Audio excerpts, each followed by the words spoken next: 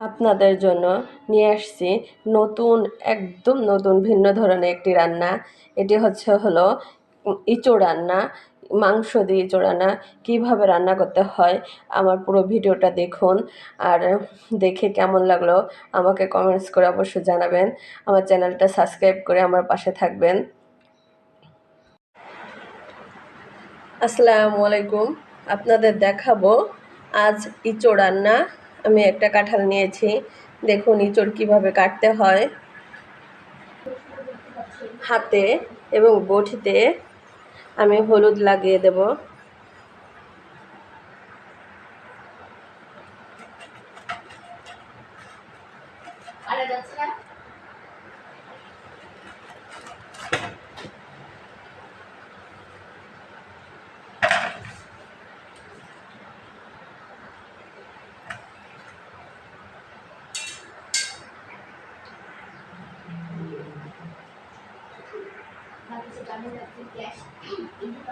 হলুদ দিয়ে দিলে কি হয়, আঠাটা আর বটিতেও লাগবে না, হাতেও লাগবে না, সুন্দর করে ইঁচড়টা কাটা যাবে।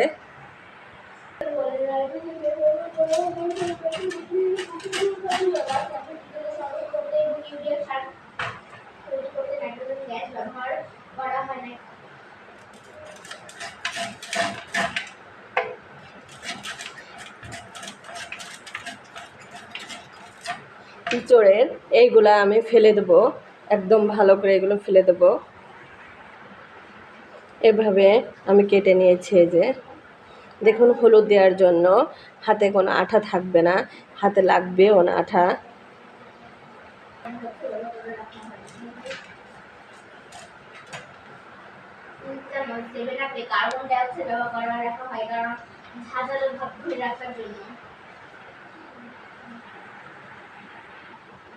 আমার ইঁচড় কাটা শেষ, দেখুন খুব সহজেই কেটে নিয়েছি।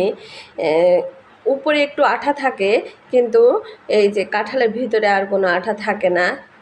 আপনারা এইভাবে ইঁচড়টা কেটে নেবেন। ইঁচড়গুলা আমি সিদ্ধ দিয়েছি, এর ভিতরে দিয়ে দেবো একটু লবণ,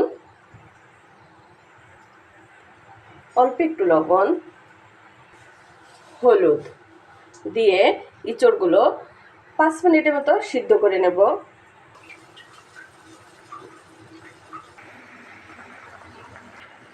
ইঁচড়টা হালকা সিদ্ধ করে নিয়েছি, এখন আমি নামিয়ে রাখবো। একটা কড়াই গরম করে নিয়েছি, এখন তেল দিয়ে দেব, পেঁয়াজ দিয়ে দেব,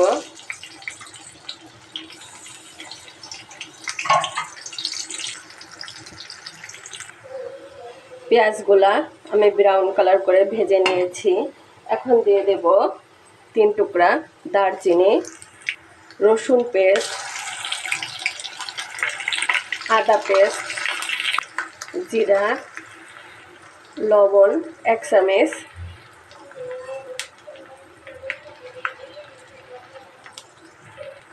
শুকনো ঝালের গুঁড়া 1 চামচের মতো দিয়ে সব কিছু ভালো করে কষিয়ে নেব। ইঁচড় অনেক কিছু দিয়ে রান্না করা যায়। আজ আমি রান্না করব হলো মাংস দিয়ে, মাছ দিয়ে, কষিয়ে যে কোনো কিছু দিয়ে রান্না করা যায়, কিন্তু আমি মাংস দিয়ে আজকে রান্না করব।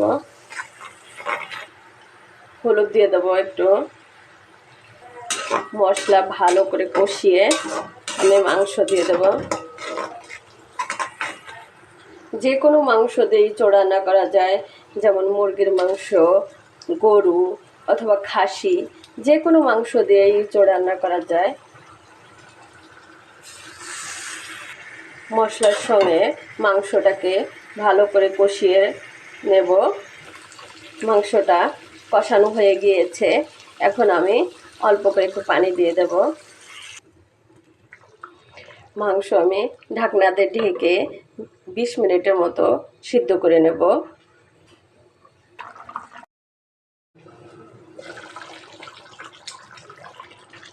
মাংসর ঝোলটা টেনে গিয়েছে, এখন আমি সিদ্ধ করা ইঁচড়টা দিয়ে দেব।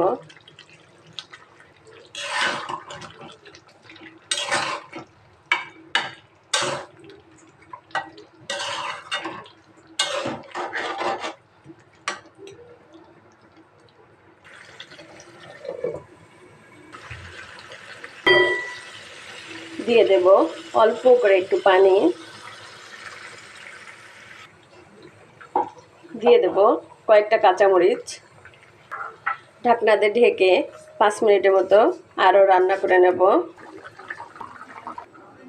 কতগুলো জিরা আর এলাচ আমি এগুলো টেলে নিয়েছি, এগুলো গুঁড়া করে নেব। জিরা আর এলাচ আমি একটু গরম করে নিয়েছি, এগুলো গুঁড়া করে নেব।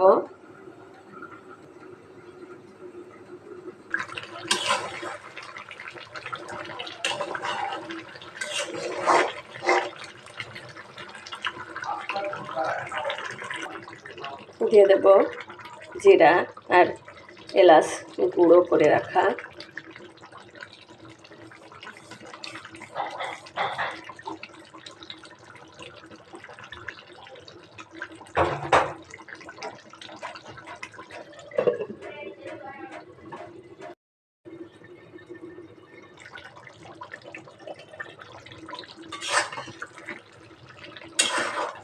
ইঁচড় রান্না করা আমার শেষ হয়ে গিয়েছে। দেখুন কোন পিস মাংস আর কোন পিস ইঁচড় দেখে বোঝাই যাচ্ছে না।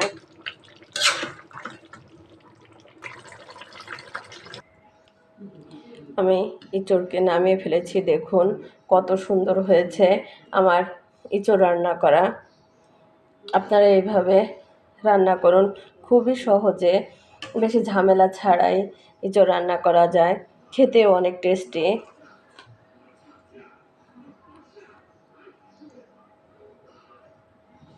কোন পিস আপনার মাংস আর কোন পিস ইঁচড় দেখে সহজেই বোঝা যাবে না। আজকের মতো শেষ আমার রান্নাটা। আল্লাহ হাফেজ।